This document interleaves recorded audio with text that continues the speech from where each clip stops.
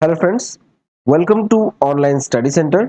आज हम लोग पढ़ेंगे प्रतियोगिता दर्पण। ये हिंदी मासिक पत्रिका है और ये करंट अफेयर्स की पत्रिका है और ये मार्च 2024 का एडिशन है। ठीक है, मार्च 2024 से ही एडिशन से ही वीडियो आना बंद हो गया था, थोड़ा व्यस्त थे, लेकिन अब रेगुलर आएगी। तो पहले हम लोग मार्च का कवर करते हैं, उसके बाद हम लोग अप्रैल धीरे धीरे बढ़ेंगे। पीडीएफ आपको अपलोड हो गया है, लिंक आपको डिस्क्रिप्शन में मिलेगा। ठीक है, वीडियो फुल एक्सप्लेनेशन के साथ है, वीडियो पूरा देखिएगा। आई होप आपको अच्छा लगेगा।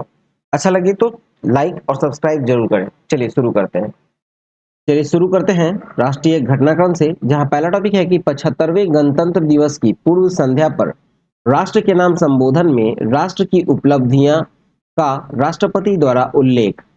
तो देखा जाए तो 25 जनवरी 2024 को यानी कि 75वें गणतंत्र दिवस की पूर्व संध्या पर राष्ट्र के नाम अपने संबोधन में राष्ट्रपति ने सभी देशवासियों को हार्दिक बधाई दी।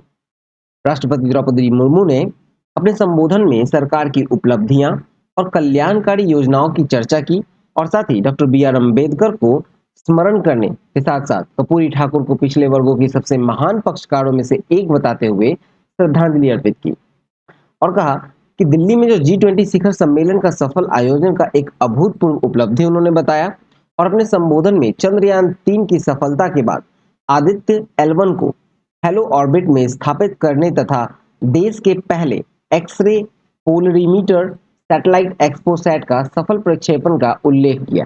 ठीक है, और कहा कि उन्होंने विश्वास व्यक्त किया कि इससे बच्चों और युवाओं में बड़े पैमाने पर विज्ञान के प्रति रुझान बढ़ेगा और उनमें वैज्ञानिक दृष्टिकोण विकसित होगा।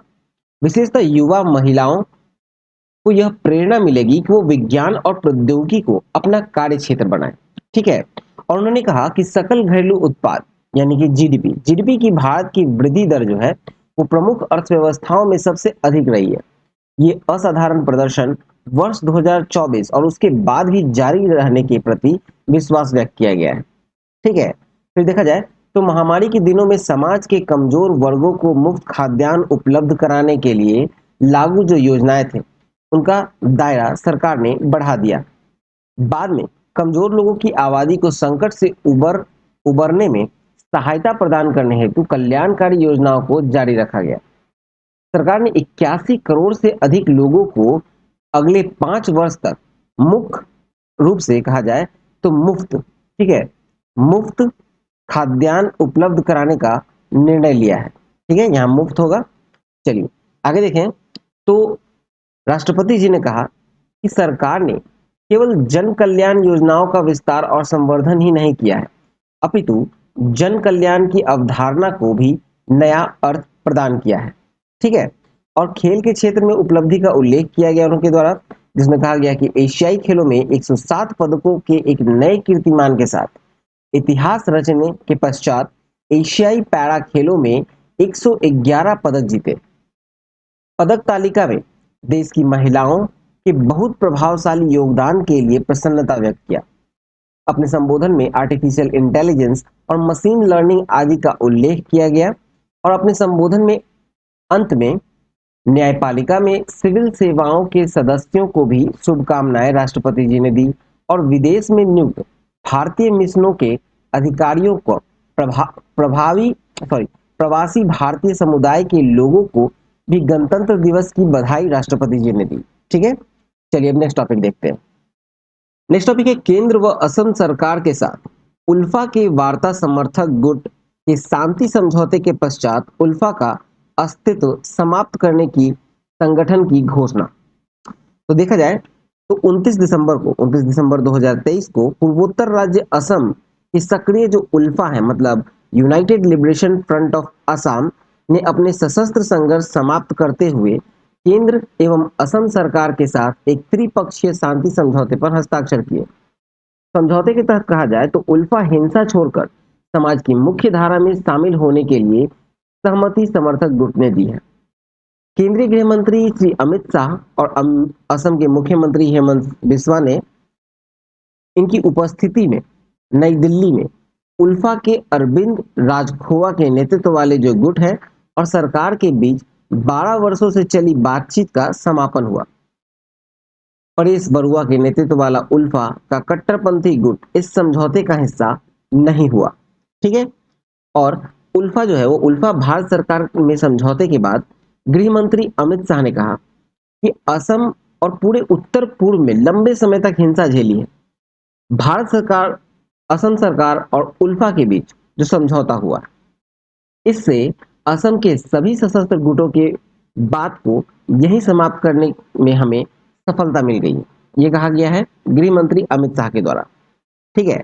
और कहा कि 29 दिसंबर 2023 के समझौते में देखा जाए तो समझौते के अनुरोध की फिर उल्फा की आम परिषद की अंतिम बैठक दरांग जिले में सिपाझार में 23 जनवरी 2024 को आयोजित हुई, जिसमें समझौते के अनुरूप इस संगठन को भंग कर इसका अस्तित्व ही समाप्त करने का निर्णय लिया गया। ठीक है। चलिए नेक्स्ट टॉपिक देखते हैं। नेक्स्ट टॉपिक है बिहार में अब एनडीए सरकार, नीतीश कुमार 9वीं बार मुख्यमंत्री बने। ठीक है। तो देखिए 28 जनवरी को जनता दल यूनाइटेड के नेता और बिहार के मुख्यमंत्री नीतीश कुमार ने मुख्यमंत्री पद से त्याग पत्र दे दिया। ठीक है। 28 जनवरी को उन्होंने त्याग पत्र दे दिया था नीतीश कुमार ने। और इसके साथ ही महागठबंधन सरकार जो है वो 18 महीने से भी कम समय में गिर गई। ठीक है। अब देखा जाए तो 28 जनवरी को ही भाजपा के नेतृत्व वाली जो एनडीए है उसमें शामिल होकर भाजपा समर्थित सरकार का गठन नीतीश कुमार ने किया। और इसके साथ ही नीतीश कुमार जो है वो 9वीं बार बिहार के मुख्यमंत्री बन गए। 28 जनवरी को बिहार के राज्यपाल राजेंद्र विश्वनाथ आर्लेकर ने शपथ ग्रहण कराई। और इस शपथ ग्रहण में भाजपा और जनता दल यूनाइटेड के तीन तीन, फिर हिंदुस्तान आवाम मोर्चा जैसे हम हैं, हम के एक और एक निर्दलीय मंत्री जो है शामिल हुए हैं। ठीक है। और देखा जाए तो भाजपा के दो मंत्रियों सम्राट चौधरी और विजय कुमार सिन्हा को उप मुख्यमंत्री बनाया गया। बिहार का जो विधानसभा का सीट है वो कुल है 243 और जनता दल यूनाइटेड के विधायकों की संख्या है 45 और 79 यानी 79 सदस्य जो है वो राजद के और 78 सदस्य जो है वो भाजपा के। कांग्रेसी विधायकों की संख्या है 19 और 22 विधायक अन्य दलों के हैं, जिसमें भाकपा, माकपा, हम आदि हैं। ठीक है। चलिए नेक्स्ट टॉपिक देखते हैं। नेक्स्ट टॉपिक है 126 दिन की यात्रा के पश्चात सौर वेधशाला आदित्य लैंग्वेज 1 बिंदु पर स्थापित। देखा जाए तो 2 सितंबर को श्रीहरिकोटा स्थित सतीश धवन अंतरिक्ष केंद्र से प्रक्षेपित जो आदित्य L1 है वो पृथ्वी से 15 लाख किलोमीटर दूर स्थित L1 यानी लैंग्वेज बिंदु के पास की अंडाकार कक्षा में हेलो ऑर्बिट है उसमें 6 जनवरी 2024 को स्थापित कर दिया गया। ठीक है। 15 लाख किलोमीटर की ये दूरी थी और इसे तय करने में लगभग 37 लाख किलोमीटर की यात्रा की गई। आदित्य L1 ने 126 दिन में ये दूरी को पार की। हेलो ऑर्बिट में स्थित जो L1 है, L1 बिंदु पर सूर्य और पृथ्वी के जो गुरुत्वाकर्षण है वो संतुलन रहता है। ठीक है। जो ऑर्बिट है हेलो ऑर्बिट उसमें जो L1 बिंदु है वहां पर आपको सूर्य और पृथ्वी का जो गुरुत्वाकर्षण है वो संतुलन रहता है। और इस बिंदु पर रहते हुए आदित्य सूर्य के ओझल नहीं हो सकता। ठीक है। सूर्य से ओझल नहीं होगा और जिससे कि सूर्य पर हो रही गतिविधियों की लगातार जानकारियां इससे प्राप्त होती रहेंगी। सूर्य के चारों ओर पृथ्वी की कक्षा में ऐसे 5 स्थलों की जानकारी 18वीं सदी के खगोल शास्त्री और गणितज्ञ जोसेफ लुई लैंग्रेज ने दी थी। उन्हीं के नाम पर इन बिंदुओं का लैंग्रेज बिंदु L1, L2, L3, L4 और L5 नाम दिया गया। ठीक है। चलिए इसी में आगे है कि ये जो आदित्य भेजा गया आदित्य L1 उसका जो कार्यकाल है वो 5 वर्ष अनुमानित है। अमेरिका, यूरोपीय संघ, जापान, चीन के बाद भारत जो है वो सौर मिशन भेजने वाला दुनिया का 5वां देश बन गया। विभिन्न प्रकार के अध्ययनों के साथ वैज्ञानिक पेलोड इस पर तैनात किए गए हैं। इनमें आपको कहा जाए तो पहला है विजिबल एमिशन लाइन कॉर्नोग्राफ, दूसरा है सोलर अल्ट्रावायलेट इमेजिंग टेलीस्कोप, तीसरा है solar low energy x-ray spectrometer और चौथा है high energy L1 orbiting x-ray spectrometer और जो सीधे तौर पर सूर्य को ट्रैक करेंगे। ठीक है। और इसके अलावा जो 3 है उसमें आपको L1 पर ही क्षेत्रों के अध्ययन करेंगे। इसमें से आपको आदित्य जो है Aditya solar wind particle experiment, plasma analyser package for Aditya और advance tri axial high resolution digital magnetometer शामिल है। ठीक है, चलिए नेक्स्ट देखते हैं। नेक्स्ट टॉपिक है कि एलन मस्क की कंपनी स्पेसएक्स द्वारा भारतीय उपग्रह जीसैट-20 का प्रक्षेपण 2024 की दूसरी तिमाही में। देखा जाए तो भारत के एक संचार उपग्रह जीसैट-20 का नया नाम जीसैट N2 है और इसका प्रक्षेपण जो है वो अमेरिकी कंपनी स्पेसएक्स द्वारा अपने शक्तिशाली फाल्कन 9 रॉकेट से किया जाएगा। देखा जाए तो ये उच्च क्षमता वाला जो 4700 किलोग्राम की वजनी जो है, ये शक्तिशाली संचार उपग्रह जीसैट-20 का पूर्ण स्वामित्व इसकी वाणिज्यिक इकाई न्यू स्पेस इंडिया लिमिटेड के पास होगा। ये प्रक्षेपण 2024 की दूसरी तिमाही में संभावित है और ये पहला अवसर है जब एलन मस्क की कंपनी स्पेसएक्स के साथ अनुबंध न्यू स्पेस इंडिया लिमिटेड द्वारा किया गया है। स्पेसएक्स का फाल्कन 9 रॉकेट 8300 किलोग्राम तक के पेलोड को जीटीओ में स्थापित करने में सक्षम है। ठीक है, चलिए नेक्स्ट देखें। नेक्स्ट टॉपिक है देश के सबसे लंबे सी ब्रिज अटल ब्रिज का उद्घाटन। तो देखा जाए तो 12 जनवरी को प्रधानमंत्री नरेंद्र मोदी ने देश में समुद्र के ऊपर सबसे लंबे सेतु अटल सेतु का उद्घाटन किया। देखा जाए तो ये 21.8 किलोमीटर लंबा है और 6 लेन वाला ये सेतु है, यानी पुल है।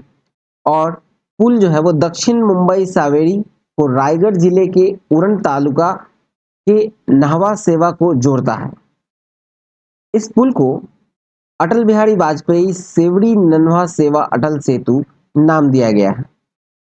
इस पुल के बनने में लगभग 2 घंटे की दूरी की जो जगह है वो 20 मिनट में तय की जा सकेगी और इस पुल की जो लंबाई है वो समुद्र के ऊपर 16.5 किलोमीटर है और जमीन पर लगभग 5.3 किलोमीटर है। ठीक है, और इसकी पुल की जो कुल लागत है, ठीक है, ये लागत है 17,843 करोड़ और परियोजना की लागत का 80% जापान इंटरनेशनल कोऑपरेशन एजेंसी द्वारा वित्त पोषित है, जबकि शेष भाग को केंद्र और राज्य सरकार के द्वारा साझा किया गया। ठीक है, चलिए नेक्स्ट देखते हैं। नेक्स्ट है स्वच्छ सर्वेक्षण 2023 के पुरस्कार। तो देखा जाए तो 11 जनवरी 2024 को वर्ष 2023 के स्वच्छ सर्वेक्षण पुरस्कारों का वितरण नई दिल्ली में भारत मंडपम में आयोजित समारोह में राष्ट्रपति श्रीमती द्रौपदी मुर्मू ने किया। ठीक है, और देखा जाए तो आवासन एवं शहरी कार्य मंत्रालय के वर्ष 2023 के स्वच्छ पुरस्कारों में इंदौर जो है वो लगातार 7वें वर्ष सबसे स्वच्छ शहर का पुरस्कार प्राप्त हुआ है। इंदौर जो है वो लगातार 7वां साल है जब ये सबसे स्वच्छ शहर है और पुरस्कार जो है सूरत के साथ संयुक्त रूप से दिया गया है इस बार, मतलब पहले स्थान पर सूरत है और इंदौर है। वर्ष 2023 के स्वच्छ सर्वेक्षण मिशन का जो थीम था वो था वेस्ट टू वेल्थ। ठीक है, और 2024 के स्वच्छ सर्वेक्षण मिशन का जो थीम निर्धारित किया गया है यह है रिड्यूस, रीयूज और रिसाइकल। सर्वश्रेष्ठ प्रदर्शन करने वाले राज्यों की श्रेणी में शीर्ष 3 पुरस्कार जो हैं वो आपको महाराष्ट्र, मध्य प्रदेश और छत्तीसगढ़ को दिए गए हैं। ठीक है, चलिए नेक्स्ट देखते हैं। आगे है 1 लाख से कम जनसंख्या वाले शहरों में शीर्ष 3 जो है स्थान वो है सासवड़ महाराष्ट्र का और पाटन और लोनावाल। तो सबसे स्वच्छ छावनी बोर्ड अगर कहा जाए तो ये है महू छावनी बोर्ड जो कि मध्य प्रदेश में। सबसे स्वच्छ गंगा टाउन्स का पुरस्कार दिया जाए तो ये है वाराणसी और प्रयागराज। सबसे सफाई मित्र सुरक्षित शहर का पुरस्कार दिया जाए तो यह है चंडीगढ़। चलिए नेक्स्ट देखते हैं। नेक्स्ट है देश में हिम तेंदुओं की कुल संख्या 718 अनुमानित। तो देखा जाए तो देश में हिम तेंदुआ यानी कि स्नो लेपर्ड जो है उसकी संख्या के संबंध में पहले वैज्ञानिक सर्वेक्षण में इनकी कुल संख्या जो है वो 718 आकलित की गई है। देश में सर्वाधिक 477 हिम तेंदुए केवल लद्दाख में। देश में हिम तेंदुओं की गणना के इस कार्यक्रम में भारतीय वन्यजीव संस्थान की भूमिका राष्ट्रीय समन्वय की थी। ठीक है, और विश्व में हिम तेंदुओं की संख्या जो देखा जाए तो वो 3000 से 7000 के बीच अनुमानित है। इसमें सर्वाधिक संख्या चीन में है। और भारत की स्थिति देखें तो लद्दाख में, केवल लद्दाख में 477 है, उत्तराखंड में 124 है, हिमाचल प्रदेश में 51 है, फिर आपको अरुणाचल प्रदेश में 36 है, सिक्किम में आपको 21 है और जम्मू और कश्मीर में 9 है। ठीक है, यानी कि कुल मिलाकर 718 है। ठीक है, चलिए नेक्स्ट देखें। अब मूव करते हैं अंतरराष्ट्रीय घटनाक्रम में, जहां पहला है भारत व पाकिस्तान के बीच अपने अपने परमाणु प्रतिष्ठानों की सूचियों का आदान प्रदान और अपनी जेलों में बंद एक दूसरे के कैदियों की सूचियों का भी आदान प्रदान। तो देखिए 1 जनवरी 2024 को भारत और पाकिस्तान ने अपने अपने परमाणु प्रतिष्ठानों की सूचियों का आदान प्रदान किया है और दोनों देशों के बीच जो राजनयिक स्तर की इस तरह का जो आदान प्रदान होता है वो उसका 33वां सालाना आदान प्रदान था। ठीक है, और एक दूसरे के कैदियों की सूची का भी आदान प्रदान किया गया है, जो कि वर्ष में 2 बार किया जाता है। ठीक है, एक बार 1 जनवरी को और एक बार 1 जुलाई को, यह हर साल होता है। ठीक है, और ताजा सूची के अनुसार अगर हम लोग देखें तो पाकिस्तान की जेल में जो भारतीय कैदी हैं उनकी कुल संख्या है 231, जिसमें 184 मछुआरे हैं और 47 अन्य असैनिक नागरिक। और वही भारत की जेल में अगर पाकिस्तानियों की कुल संख्या देखें तो वो है 418, जिसमें मात्र 81 मछुआरे हैं और 337 अन्य असैनिक नागरिक हैं। ठीक है, चलिए नेक्स्ट देखें। नेक्स्ट टॉपिक है 5वें कार्यकाल हेतु शेख हसीना वाजेद बांग्लादेश की प्रधानमंत्री बनी। तो देखा जाए तो 11 जनवरी को निवर्तमान प्रधानमंत्री शेख हसीना ही 5वें कार्यकाल के लिए प्रधानमंत्री के लिए शपथ ग्रहण की। वैसे कहा जाए तो ये लगातार इनका चौथा कार्यकाल था। ठीक है, एज अ प्रधानमंत्री ये 5वां कार्यकाल होगा। ठीक है, और देखा जाए तो बांग्लादेश की संसद में अगर सदस्यों की सीटें देखें तो 350 है, जिसमें मात्र 300 सीटों के लिए ही मतदान होता है। 50 सीटें जो हैं वो महिलाओं के लिए आरक्षित है, जो कि सत्तारूढ़ दल और गठबंधन द्वारा मनोनयन से भरी जाती है। ठीक है, देखिए 7 जनवरी को बांग्लादेश में संसद के मतदान वाली 300 सीटों में से 299 सीटों के लिए मतदान हुआ था। एक प्रत्याशी के निधन के कारण उस एक सीट का मतदान जो है वो स्थगित कर दिया गया था।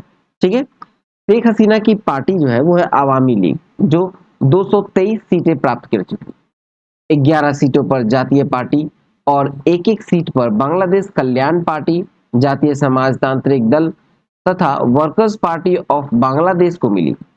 62 सीटों पर निर्दलीय उम्मीदवारों ने विजय दर्ज की। ठीक है, और संसद सदस्य के रूप में देखा जाए तो शेख हसीना का ये 8वां कार्यकाल है। 76 वर्षीय शेख हसीना बांग्लादेश के प्रथम राष्ट्रपिता शेख मुजीबुर रहमान की सबसे छोटी पुत्री है। ठीक है, चलिए नेक्स्ट टॉपिक देखते हैं। नेक्स्ट टॉपिक है चीन विरोधी डेमोक्रेटिक प्रोग्रेसिव पार्टी के लाई चिंग ते ताइवान में नए राष्ट्रपति निर्वाचित हुए। तो देखिए 13 जनवरी को संपन्न चुनाव में चीन विरोधी सत्तारूढ़ डेमोक्रेटिक प्रोग्रेसिव पार्टी यानी डीडीपी के उम्मीदवार लाई चिंग ते नए राष्ट्रपति पद के लिए विजय रहे और इस चुनाव में 40.1% मत प्राप्त हुआ उन्हें। उनके जो निकटतम प्रतिद्वंदी थे पोमिंग तांग पार्टी के होयू ही, इनको 33.5% प्राप्त हुआ मत, और ताइवान के पीपुल्स पार्टी के वेंजे यानी कि कोवेंजे जो है कोवेंजे, उनको 26.5% मत प्राप्त हुआ था। देखा जाए तो जो उपराष्ट्रपति बनेंगे वो है बी खिम लुई सियाओ, और नवनिर्वाचित राष्ट्रपति उपराष्ट्रपति इन पदों पर कार्यकाल जो होगा वो 20 मई 2024 से इनका प्रारंभ होगा। ठीक है, चलिए नेक्स्ट देखें। नेक्स्ट है कि 5 नए सदस्य जुड़ने से ब्रिक्स अब 10 सदस्यीय समूह हुआ। ठीक है, ब्रिक्स यानी कि BRICS, बी से ब्राजील, आर से रसिया, आई से इंडिया, सी से चाइना और एस से साउथ अफ्रीका है। ठीक है, और 1 जनवरी 2024 को 5 नए सदस्य मिस्र, इथियोपिया, ईरान, सऊदी अरब और संयुक्त अरब अमीरात ब्रिक्स में शामिल होने से सदस्यों की संख्या अब 10 हो गई है। ठीक है, देखिए जो 15वां शिखर सम्मेलन था, ब्रिक्स का 15वां शिखर सम्मेलन जोहान्सबर्ग में हुआ था, साउथ अफ्रीका में, अगस्त 2022 में हुआ था। वहां घोषणा किया गया था कि छह नए सदस्य शामिल होंगे, जिनमें एक अर्जेंटीना भी था, छठा सदस्य। लेकिन छठा सदस्य जो अर्जेंटीना है, वहां के राष्ट्रपति ने समूह से पीछे हटने की घोषणा कर दी। ठीक है, और 1 जनवरी 2024 से 10 सदस्यीय ब्रिक्स की अध्यक्षता अब रूस के पास है, जिससे इसका आगामी शिखर सम्मेलन रूस की मेजबानी में होगा। और ये शिखर सम्मेलन जो है वो अक्टूबर 2024 में रूस में कजान में प्रस्तावित है। ठीक है, देखा जाए तो अब 10 सदस्यों के साथ विश्व की कुल भूमि क्षेत्रफल का लगभग 30% क्षेत्र जो है वो ब्रिक्स देशों के पास है, और यहाँ विश्व की 45% जनसंख्या ब्रिक्स देशों में निवास करती है। ठीक है, चलिए नेक्स्ट टॉपिक देखें। तो म्यांमार में स्वतंत्रता दिवस पर 9,652 कैदियों की रिहाई की गई। तो देखा जाए तो 4 जनवरी 2024 को म्यांमार में सैन्य शासन ने ब्रिटिश शासन के आजादी मिलने की 76वीं वर्षगांठ को विभिन्न जेलों में बंद 9,652 कैदियों को रिहा करने की घोषणा की। इन कैदियों में आपको 114 विदेशी भी हैं और कुछ राजनीतिक अपराधी भी शामिल हैं। रिहा किए जाने वाले कैदियों में वहां की जो लोकतंत्रवादी नेता हैं आंग सान सू की, इन्हें शामिल नहीं किया गया है। आंग सान सू की को नोबेल का शांति पुरस्कार दिया गया था, और यहाँ पे मतलब म्यांमार में सैन्य शासन ने उस पर 33 वर्ष के कारावास की सजा सैन्य शासन ने सुनाई है। ठीक है, चलिए नेक्स्ट देखते हैं। नेक्स्ट टॉपिक है, डेनमार्क की महारानी मार्गरेट द्वितीय ने पद छोड़ा और प्रिंस फ्रेडरिक अब राजा बने। तो देखा जाए तो 14 जनवरी को डेनमार्क की महारानी मार्गरेट द्वितीय ने अपनी एक पूर्व घोषणा का अनुरूप ही स्वेच्छा से राजगद्दी का त्याग किया, और 55 वर्षीय prince Frederik André Henrik Christian जो है वो सम्राट फ्रेडरिक दसम के तौर पर देश के नए राजा घोषित किए गए। राजगद्दी त्यागने के उन्हें अपने इरादे की घोषणा उन्होंने नव वर्ष के प्रारंभ में की थी, यानी कि 1 जनवरी 2024 को ही कर दी थी। त्याग पत्र के पश्चात प्रधानमंत्री मेटे फ्रेडरिक्सन ने राजमहल की बालकनी से हजारों लोगों के समक्ष 55 वर्षीय युवराज फ्रेडरिक को नया राजा घोषित किया है। ठीक है, चलिए नेक्स्ट टॉपिक है, रूस का सैन्य परिवहन विमान दुर्घटनाग्रस्त, विमान पर सवार सभी 65 यूक्रेन युद्धबंदी की मृत्यु। देखिए 24 जनवरी 2024 को रूस का एक सैन्य परिवहन विमान था इल्यूजन आईएल 76। ठीक है, इल्यूजन आईएल 76 यूक्रेन सीमा के निकट बेलगोरोड इलाके में दुर्घटनाग्रस्त हो गया, और विमान पर सवार जो चालक दल के 6 सदस्य थे और 3 अन्य लोगों के अतिरिक्त 65 यूक्रेनी युद्धबंदी विमान में दुर्घटनाग्रस्त होने पर मारे गए। IL-76 सैन्य परिवहन विमान का जो उपयोग है वो कार्गो, सैन्य उपकरणों, हथियारों के लाने ले जाने के साथ साथ सैनिकों को एयरलिफ्ट करने के लिए यूज होता था। रूस के इस सैन्य परिवहन विमान की दुर्घटना के कारण की पूरी जानकारी जो है खुलासा अभी नहीं हुआ है, तथापि रूस ने इसे मार गिराने का आरोप जो है वो यूक्रेन पर लगाया है। ठीक है, चलिए नेक्स्ट टॉपिक देखें। नेक्स्ट टॉपिक है, जापान चंद्रमा की सतह पर सॉफ्ट लैंडिंग कराने वाला विश्व का 5वां देश। तो देखिए 19 जनवरी को जापान की अंतरिक्ष एजेंसी है जिसका नाम है जाक्सा, और जाक्सा ने आंशिक रूप से सफलतापूर्वक पिन पॉइंट लैंडिंग कराई। आंशिक रूप से किया कराने का कहने का मतलब है कि जो जब इसके द्वारा प्रक्षेपण यानी smart lander for investigating moon यानी स्लिम जो था, स्लिम मिशन चंद्रमा पर सॉफ्ट लैंडिंग में सफल रहा, लेकिन हुआ यूं कि लैंडर पर जो लगा सौर ऊर्जा सेल था वो खराब हो गया, और उस कारण से ये लैंडर कुछ घंटे ही काम कर सका। ठीक है, लेकिन 28 जनवरी को लैंडर मून स्नाइपर के सौर पैनल ने कार्य करना प्रारंभ कर दिया। और पिन पॉइंट लैंडिंग कहने का मतलब यह है कि पिन पॉइंट का मतलब होता है कि जो स्थान लैंडिंग के लिए चुना गया था उसके पास ही लैंडर ने सटीक लैंडिंग की है।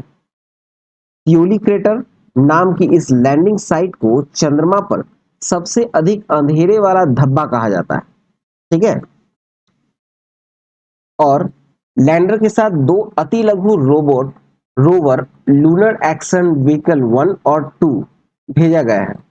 इसके साथ भेजे गए x-ray imaging and spectroscopy mission चंद्रमा के चारों ओर चक्कर लगाते हुए चंद्रमा पर बहने वाले प्लाज्मा की जांच करेगा। ठीक है, चलिए नेक्स्ट देखें। नेक्स्ट है फ्रांस के राष्ट्रपति इमैनुअल मैक्रों की भारत यात्रा। देखा जाए तो 25 से 26 जनवरी 2024 को राष्ट्रपति श्रीमती द्रौपदी मुर्मू के निमंत्रण पर फ्रांस के राष्ट्रपति इमैनुअल मैक्रों ने भारत की राजकीय यात्रा की। भारत के 75वें गणतंत्र दिवस के कार्यक्रमों में मुख्य अतिथि के रूप में भागीदारी के लिए उन्हें राष्ट्रपति द्वारा आमंत्रित किया गया था और उनके साथ 40 सदस्यीय प्रतिनिधि मंडल में उनकी कैबिनेट के विदेश मंत्री, रक्षा मंत्री और संस्कृति मंत्री शामिल थे। यात्रा की शुरुआत जयपुर से फ्रांसीसी राष्ट्रपति ने की। श्री मोदी के साथ फ्रांसीसी राष्ट्रपति की विगत एक वर्ष में यह 7वीं मुलाकात थी। द्विपक्षीय वार्ता में दोनों नेताओं के बीच इस बात के लिए सहमति बनी कि दोनों देश मिलकर रक्षा उत्पादन के भावी रोड मैप तैयार करेंगे।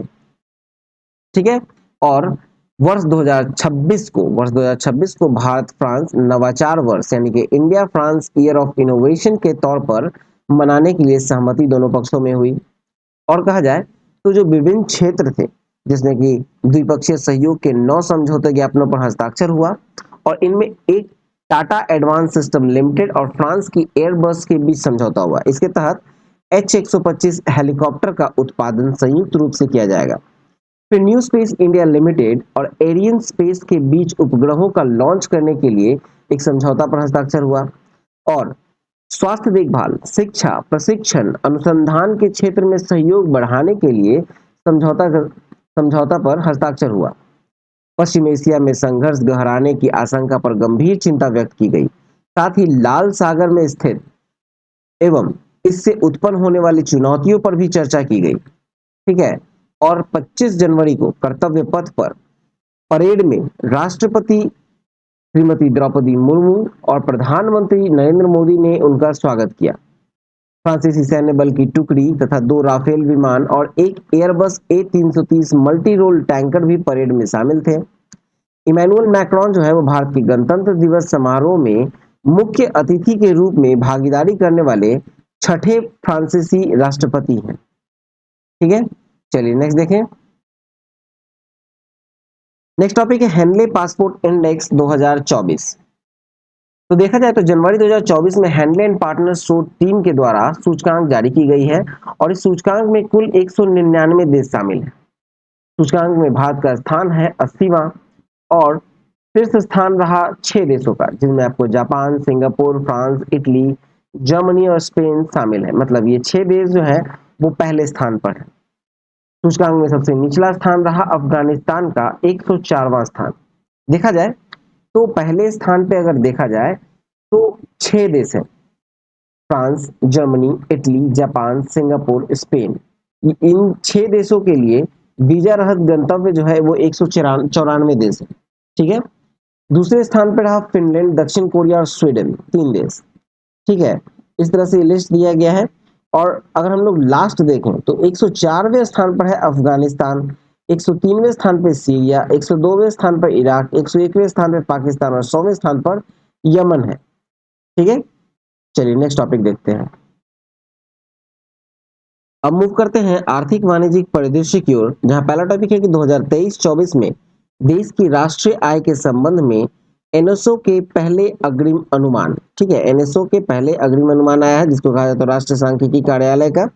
तो देखा जाए तो 5 जनवरी को वित्तीय वर्ष 2023-24 की राष्ट्रीय आय संबंधी पहले अग्रिम अनुमान राष्ट्रीय सांख्यिकी कार्यालय द्वारा जारी किए गए, यानी एनएसओ के द्वारा जारी किए गए। और स्थिर मूल्य पर 2023-24 में जो जीडीपी में वृद्धि है वो 7.3% रहने का अनुमान लगाया गया। स्थिर मूल्य पर 2011-12 का जो मूल्य स्तर है वो 2023-24 में सकल मूल्य संवर्धन यानी जीडीए में वृद्धि जो है वो 6.9% रहने का अनुमान लगाया गया और दूसरे अग्रिम अनुमान 29 फरवरी 2024 को जारी किए जाएंगे। ठीक है, देखा जाए तो 2022-23 और 23-24 की जो राष्ट्रीय आय संबंधी प्रमुख आंकड़े हैं उसको देखें तो सकल घरेलू उत्पाद मतलब जीडीपी 2011-12 के स्थिर मूल्य पर देखें तो 2022-23 के कंपैरिजन में 2023-24 में देखा जाए तो ये है 171.79 लाख करोड़। ठीक है, 79 लाख करोड़, जो कि 7.3% की इसमें बढ़ोतरी हुई है। ठीक है, ये स्थिर मूल्यों पर है 2011-12 के स्थिर मूल्य पर। अब हम लोग प्रचलित मूल्य यानी करंट पे देखा जाए तो 296.58 है, यानी 8.9% की वृद्धि हुई है। और राष्ट्रीय आय में देखें तो 2011-12 के स्थिर मूल्यों पर देखा जाए तो 145.85 लाख करोड़ है, यानी कि 7.2% का वृद्धि हुआ है। ठीक है, और प्रचलित मूल्यों पर राष्ट्रीय आय देखिए तो 259.27 लाख करोड़ रहा, यानी 8.8% की वृद्धि हुई है। प्रति व्यक्ति आय में देखा जाए तो ये 1,04,550 लाख करोड़ हुआ, जो कि प्रचलित मूल्यों पर 1,85,854 करोड़ हुआ, यानी 7.9% की वृद्धि हुई। ठीक है, चलिए नेक्स्ट देखें। नेक्स्ट इसी में है कि अर्थव्यवस्था के विभिन्न उत्पादक क्षेत्रों में जीडीए में वृद्धि 2011-12 के स्थिर मूल्यों के आधार पर। तो देखा जाए तो कृषि, वानिकी, मत्स्यिकी, ठीक है, यानी एग्रीकल्चर, फॉरेस्ट्री और फिशिंग में देखा जाए तो 2023-24 यानी 5 जनवरी को जो पहले अग्रिम अनुमान आए थे उसमें 1.8% की वृद्धि है। खनन, उत्खनन यानी माइनिंग में देखा जाए तो इसमें 8.1% की वृद्धि, मैन्युफैक्चरिंग में 6.5% की वृद्धि, ठीक है, इलेक्ट्रिसिटी, गैस, वाटर सप्लाई और अदर यूटिलिटी सर्विस में 8.3% की वृद्धि। ठीक है, तो ये पूरा दिया गया है जिसमें मूल्य कीमतों में जीवीए देखा जाए तो ओवरऑल 6.9% की वृद्धि दर्ज की गई। ठीक है, चलिए नेक्स्ट देखें। आगे है कि प्रचलित मूल्य पर जो राष्ट्रीय आय संबंधी प्रमुख आकलन है यानी एस्टिमेट किया गया है जो करंट प्राइसेस पर, तो जीडीपी जो है आपको वित्तीय वर्ष 2023-24 में प्रचलित मूल्यों पर जो सकल घरेलू उत्पाद है वो 296.58 लाख करोड़ है। ठीक है, जो कि 2022-23 में 272.41 लाख करोड़ था, यानी कि 8-9% की वृद्धि रहने का अनुमान एनएसओ के द्वारा पहले अग्रिम अनुमान में लगाया गया, यहाँ आपको बताया गया था। ठीक है, पहले अग्रिम अनुमान में लगाया गया है। देखा जाए तो राष्ट्रीय आय और प्रति व्यक्ति आय, तो 5 जनवरी 2024 के पहले अग्रिम अनुमान में प्रचलित कीमतों पर जो 2023-24 में शुद्ध राष्ट्रीय आय था यानी net national income current prices पर, तो वो था 259.27 लाख करोड़, जो कि 2022 की तुलना में देखा जाए तो 17.2% की वृद्धि रही है। ठीक है, और प्रचलित मूल्य पर प्रति व्यक्ति आय देखें 2023-24 में तो 1,85,854 रुपए रहने का अनुमान है एनएसओ का, जो कि 2022-23 की देखा जाए तो उसमें था 1,72,276 थी। ठीक है, और इस तरह से देखें तो प्रति व्यक्ति आय में 7.9% की वृद्धि देखी गई है, जो कि 2023-24 के पहले अनुमान में देखा गई है। ठीक है, चलिए नेक्स्ट देखें। नेक्स्ट है कि मूल कीमतों पर जो सकल मूल्य संवर्धन है gross value added at basic price पे, तो प्रचलित मूल्य पर मूल कीमतों पर 2023-24 में 276.12 लाख करोड़ यानी वर्ष 2022-23 में 247.43 लाख करोड़ था, उसकी तुलना में 8% वृद्धि रहने का अनुमान लगाया गया है एनएसओ के द्वारा पहले अग्रिम अनुमान में। ठीक है, चलिए नेक्स्ट देखें। नेक्स्ट है अप्रैल दिसंबर 2023 में भारत की वस्तुगत निर्यात में 5.71% और आयात में 7.93% गिरावट, वाणिज्य मंत्रालय की रिपोर्ट।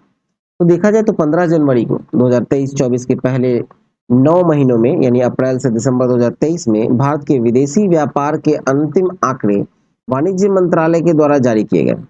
ठीक है, यहाँ देखा जाए तो भारत के जो विदेशी व्यापार के आंकड़े हैं एक दृष्टि में देखें तो जो कि मर्चेंडाइज ट्रेड है उसमें निर्यात देखा जाए 2023-24 में तो 317.12 अरब डॉलर का रहा, जो कि 2022-23 में 336.30 का था, यानी कि 2022 की तुलना में 2023 में 5.71% की कमी आई है।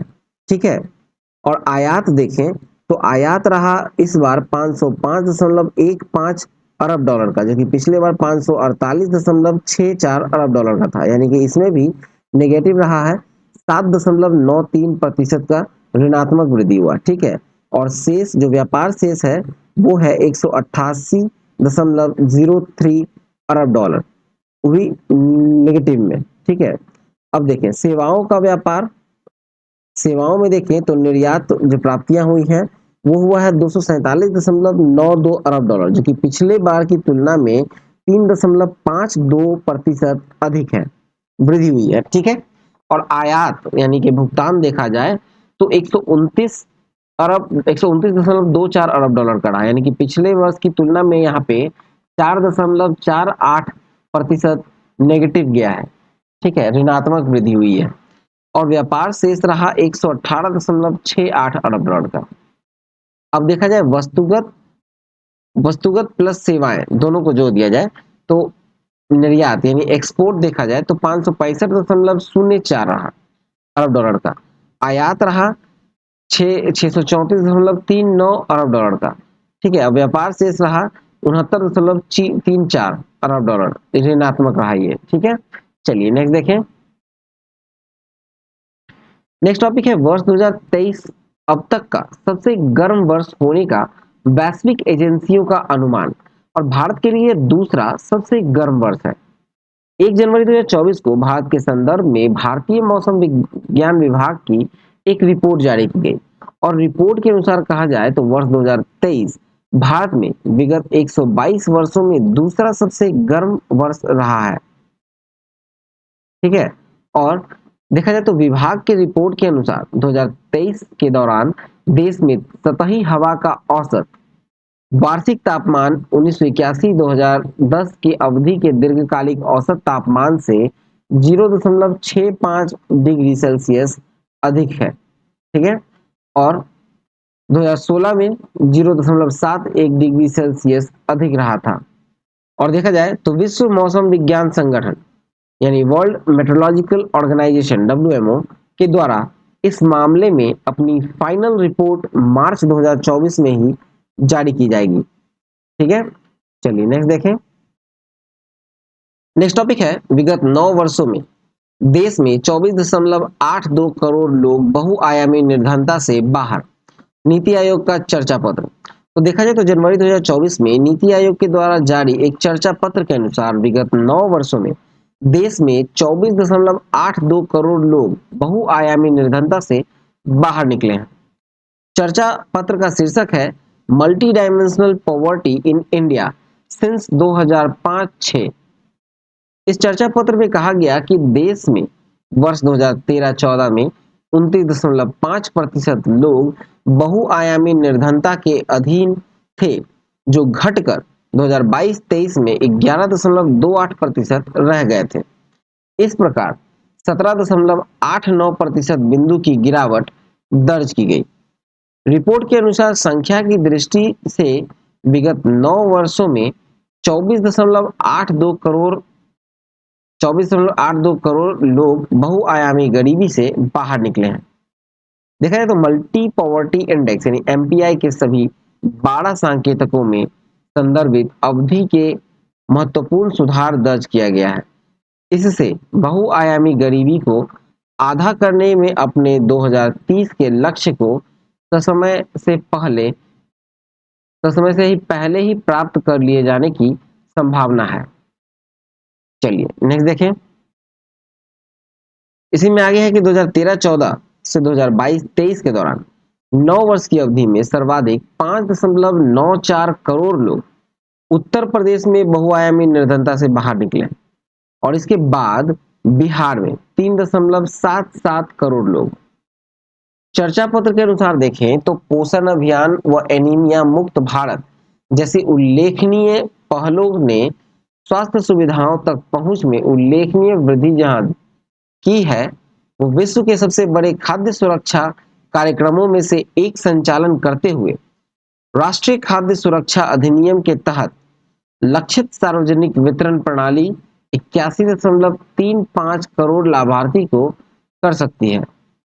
देखा जाए तो प्रधानमंत्री गरीब कल्याण अन्न योजना, उज्ज्वला योजना, सौभाग्य के माध्यम से बिजली कवरेज में सुधार तथा स्वच्छ भारत मिशन और जल जीवन मिशन जैसे परिवर्तनकारी अभियानों ने लोगों की रहने की स्थिति और समग्र कल्याण की स्थिति में सुधार किया। ठीक है।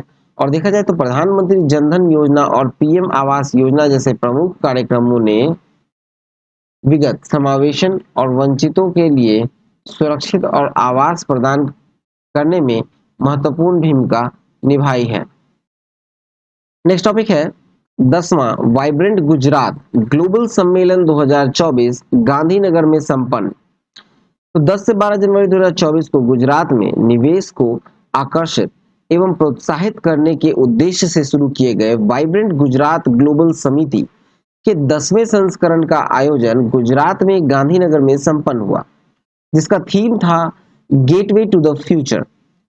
भारतीय कारोबारियों के साथ साथ विदेशी कंपनियों के प्रमुख अधिकारी तथा अन्य विदेशी प्रतिनिधि, जिसमें कि संयुक्त अरब अमीरात के राष्ट्रपति मोहम्मद बिन जायद अल नहयान, मोजाम्बिक के राष्ट्रपति फिलिप जैनसिंटो न्यूसी और तिमोर लेट के राष्ट्रपति डॉक्टर जोस रामोसा होर्टा शामिल थे। इस अवसर पर भारत और संयुक्त अरब अमीरात के बीच 4 समझौता ज्ञापन पर हस्ताक्षर हुआ। गुजरात सरकार और दुबई के बहुराष्ट्रीय लॉजिस्टिक कंपनी डीपी वर्ल्ड के बीच तथा 3 अन्य समझौते नवीकरणीय ऊर्जा, स्वास्थ्य देखभाल परियोजनाओं व फूड पार्क विकास में निवेश को लेकर है। ठीक है। और सम्मेलन में अदानी समूह के गौतम अडानी ने अगले 5 वर्षों में गुजरात में 24 अरब डॉलर के निवेश की घोषणा की है। इसके अतिरिक्त देश में ग्रीन एनर्जी के लिए रूपांतरण हेतु 10 वर्षों में 100 अरब डॉलर के निवेश की घोषणा की। रिलायंस समूह के मुकेश अंबानी ने गुजरात में हजीरा में देश की पहली विश्व स्तरीय कार्बन फाइबर सुविधा की स्थापना और जामनगर में 5000 एकड़ में ग्रीन एनर्जी गीगा कॉम्प्लेक्स की स्थापना भी 2024 में ही कराने की घोषणा की। ठीक है। और देखा जाए तो सुजुकी मोटर्स कॉर्पोरेशन के अध्यक्ष तोशिहिरो सुजुकी ने अपना दूसरा उत्पादन संयंत्र गुजरात में स्थापित करने के लिए 35,000 करोड़ रुपए के निवेश की घोषणा की। 2029 तक गुजरात में हजीरा में 24 मिलियन टन सालाना क्षमता वाले विश्व के सबसे विशाल उत्पादन संयंत्र की स्थापना की घोषणा की है। और टाटा ग्रुप द्वारा सानंद में अगले 2 माह में 20 gigawatt lithium ion storage battery factory की स्थापना की घोषणा की गई। वर्ष 2003 में शुरू हुए इस सम्मेलन का आयोजन जो है वो 2-2 वर्ष के अंतराल पर होता है। चलिए नेक्स्ट देखें। नेक्स्ट है वैश्विक वृद्धि में 2024 में शिथिलता का संयुक्त राष्ट्र रिपोर्ट का अनुमान, भारत में वृद्धि सर्वोच्च रहेगी। तो 2 जनवरी 2024 में देखा जाए तो जारी जो हुआ था ताजा रिपोर्ट 2023 के अनुसार वैश्विक अर्थव्यवस्था में जहां शिथिलता आने की संभावना है, मजबूत घरेलू मांग तथा विनिर्माण और सेवा क्षेत्र में अधिक वृद्धि से भारतीय अर्थव्यवस्था को मजबूती मिलती रहेगी। ठीक है। और देखा जाए तो संयुक्त राष्ट्र संघ की आर्थिक और सामाजिक मामलों के विभाग की ताजा विश्व आर्थिक स्थिति एंड परिदृश्य यानी कि world economic situation and prospects report जनवरी 2024 में जारी की गई। आगे है कि देखा जाए तो प्रमुख अर्थव्यवस्था और क्षेत्रों में जीडीपी में वृद्धि, संयुक्त राष्ट्र रिपोर्ट जनवरी 2024 की आकलन। देखिए जब संपूर्ण विश्व का देखा जाए तो 2024 के लिए 0.1% है प्लस में, तो ठीक है। और विकसित राष्ट्र का देखा जाए तो वो भी 0.1% है। ठीक है। और उसी में अगर भारत का देखा जाए तो ये 0.5% नेगेटिव है। ठीक है। चलिए नेक्स्ट देखते हैं। नेक्स्ट है भारत में जीडीपी वृद्धि प्रमुख अर्थव्यवस्था में सर्वोच्च रहने का अंतर्राष्ट्रीय मुद्रा कोष का अनुमान। तो देखा जाए तो 30 जनवरी को अंतर्राष्ट्रीय मुद्रा कोष यानी आईएमएफ की वर्ल्ड इकोनॉमिक आउटलुक रिपोर्ट जारी हुई है और रिपोर्ट में भारत की स्थिति सभी विकासशील देशों की तुलना में ज्यादा मजबूत बताते हुए अगले वित्तीय वर्ष 2024-25 के लिए भारत के विकास दर को पूर्वानुमान को 0.2% कोष ने बढ़ा दिया है। ठीक है। और देखा जाए तो प्रमुख अर्थव्यवस्था में वृद्धि देखें तो संपूर्ण विश्व में 0.2% 2024 के लिए वृद्धि है। ठीक है, अक्टूबर 2023 के पूर्वानुमान की तुलना में देखा जाए तो ताजा पूर्वानुमान में अंतर है 2024 के लिए 0.2%, और ये जनवरी 2024 का पूर्वानुमान है 3.1%। ठीक है, और 2025 के लिए 3.2%। ठीक है, ये पीडीएफ आपको दे दिया जाएगा। चलिए नेक्स्ट देखते हैं। अब मूव करते हैं नियुक्तियां यानी अपॉइंटमेंट्स की ओर। तो पहला है संघ लोक सेवा आयोग यानी यूपीएससी के सदस्य नियुक्त हुए हैं। तो ये हुए हैं शिववर्धन सिंह और संजय शर्मा। आयोग में सदस्यों की कुल संख्या अब हो गई है 7, और संघ में सदस्यों की अधिकतम संख्या हो सकती है 10। नेक्स्ट है कि विदेश मंत्रालय के नए प्रवक्ता नियुक्त हुए हैं। तो ये रणधीर जायसवाल नियुक्त हुए हैं विदेश मंत्रालय के नए प्रवक्ता, जो कि भारतीय विदेश सेवा के 1998 के बैच के हैं। ठीक है, नेक्स्ट है कि भारतीय नौसेना के उप प्रमुख यानी कि वाइस चीफ नियुक्त हुए। तो ये नियुक्त हुए हैं वाइस एडमिरल दिनेश के त्रिपाठी। ठीक है, फिर नेक्स्ट है सशस्त्र सीमा बल यानी एसएसबी। एसएसबी के नए महानिदेशक जनवरी 2024 में नियुक्त हुए हैं। तो ये हुए हैं दलजीत सिंह चौधरी, जो कि 1990 बैच के आईपीएस अधिकारी हैं। नेक्स्ट है कि सर्वोच्च न्यायालय में न्यायाधीश नियुक्त हुए हैं। तो ये नियुक्त हुए हैं न्यायमूर्ति पीबी वराले, जो कि कर्नाटक उच्च न्यायालय में मुख्य न्यायाधीश रहे हैं। ठीक है, आगे है कि दूरसंचार नियामक प्राधिकरण यानी ट्राई के नए अध्यक्ष नियुक्त हुए हैं। ये हुए हैं अनिल कुमार लाहोटी। ठीक है, जो कि रेलवे बोर्ड के पूर्व चेयरमैन सह सीईओ भी रह चुके हैं। और नेक्स्ट है राज्यसभा में 30 जनवरी 2024 को सदस्य मनोनीत हुए। ये हुए हैं सतनाम सिंह संधू, चंडीगढ़ विश्वविद्यालय के संस्थापक और शिक्षाविद। चलिए नेक्स्ट देखें। अब मूव करते हैं विविध की ओर, जहां पहला है कि भारत व मिस्र के बीच युद्ध अभ्यास साइक्लोन का दूसरा संस्करण मिस्र में संपन्न हुआ। तो देखा जाए तो ये 22 जनवरी से 1 फरवरी तक भारत और मिस्र की सेनाओं के संयुक्त विशेष बल अभ्यास साइक्लोन का दूसरा संस्करण मिस्र में अंसास में संपन्न हुआ। और संयुक्त अभ्यास में भारतीय दल का प्रतिनिधित्व जो है वो पैराशूट रेजिमेंट विशेष दल के 25 सैनिकों द्वारा किया गया। इनके इतने ही कर्मी वाले जो मिस्र का दल था उसका प्रतिनिधित्व किया था मिस्र के कमांडो स्क्वाड्रन द्वारा।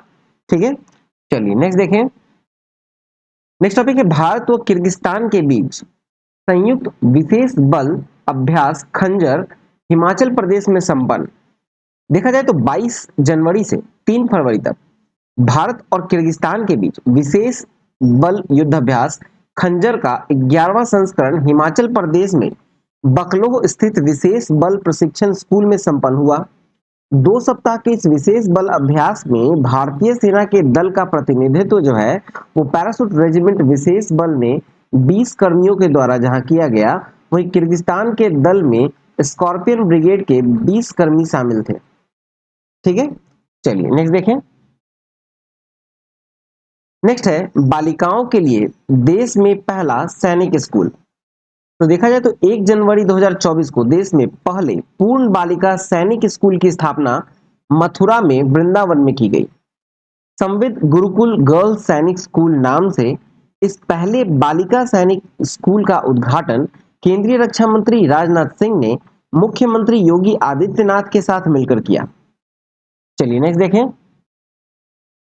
नेक्स्ट है राष्ट्रीय युवा महोत्सव 2024। तो देखा जाए तो 12 से 16 जनवरी 2024 को 27वां राष्ट्रीय युवा महोत्सव का आयोजन हुआ और यह महाराष्ट्र की मेजबानी में नासिक में हुआ। 12 जनवरी स्वामी विवेकानंद की जयंती है और राष्ट्रीय युवा दिवस के रूप में इसे मनाया जाता है। इस वर्ष 27वें राष्ट्रीय युवा महोत्सव का उद्घाटन करते हुए अमृत काल के आने वाले 25 वर्षों को युवाओं के लिए कर्तव्य काल बनाया और देश भर के लगभग 7,500 युवा प्रतिनिधियों ने इस वर्ष युवा महोत्सव में भाग लिया। अनेक खेल कूद, कहानी लेखन और अन्य साहित्यिक एवं सांस्कृतिक कार्यक्रमों का आयोजन महोत्सव में किया गया। चलिए नेक्स्ट देखें। अब आते हैं पुरस्कार सम्मान में, जहां पहला है कि प्रधानमंत्री राष्ट्रीय बाल पुरस्कार 2024। तो देखा जाए तो 22 जनवरी को राष्ट्रपति श्रीमती द्रौपदी मुर्मू ने नई दिल्ली में विज्ञान भवन में आयोजित समारोह में पुरस्कार प्रदान किए। प्रधानमंत्री राष्ट्रीय बाल पुरस्कार, कला संस्कृति, बहादुरी, पर्यावरण विज्ञान एवं प्रौद्योगिकी नवाचार, समाज सेवा, खेलकूद सहित 7 विभिन्न क्षेत्रों में विशिष्ट उपलब्धियों के लिए विभिन्न राज्यों और केंद्र शासित क्षेत्रों से चुने गए 5 से 18 वर्ष की आयु के जो 19 बच्चों को प्रदान किया गया। पुरस्कार के तहत पदक और प्रशस्ति पत्र इन्हें प्रदान किए गए। पुरस्कृत बच्चों को बाद में 26 जनवरी को गणतंत्र दिवस परेड में भी शामिल किया गया। देखा जाए तो ये नाम दिए गए हैं वो 19 बच्चों का, जैसे कि आदित्य विजय ब्रह्म ने, इन्हें मरणोपरांत दिया गया है, ये महाराष्ट्र के हैं, इन्हें वीरता कैटेगरी में दिया गया है।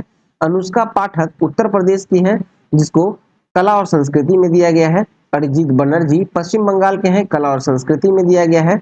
अरमानी उबरानी छत्तीसगढ़ के हैं और कला संस्कृति में दिया गया है। ये लिस्ट आपको पूरा पीडीएफ में दे दिया गया है, पीडीएफ आप डाउनलोड कर सकते हैं। चलिए नेक्स्ट टॉपिक देखें। नेक्स्ट टॉपिक है गोल्डन ग्लोब पुरस्कार 2023। तो 7 जनवरी को वर्ष 2023 में प्रदर्शित फिल्मों और टेलीविजन प्रसारण के लिए हॉलीवुड के 81वें गोल्डन ग्लोब पुरस्कार का वितरण अमेरिका में कैलिफोर्निया में किया गया।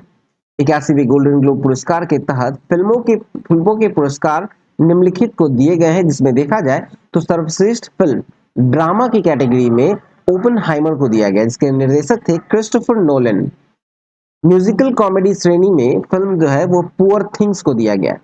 सर्वश्रेष्ठ अभिनेता जो दिया गया है ड्रामा श्रेणी में वो थे सिलियन मर्फी ओपेनहाइमर के लिए, और म्यूजिकल कॉमेडी श्रेणी में पॉल गियामेट को दिया गया है द होल्डोवर्स के लिए, ठीक है। और सर्वश्रेष्ठ अभिनेत्री का कैटेगरी में दिया गया है ड्रामा श्रेणी में लिली ग्लैडस्टोन को, जो कि killers of the flower moon के लिए दिया गया। और म्यूजिकल कॉमेडी श्रेणी में दिया गया है एमा स्टोन को पुअर थिंग्स मूवी के लिए।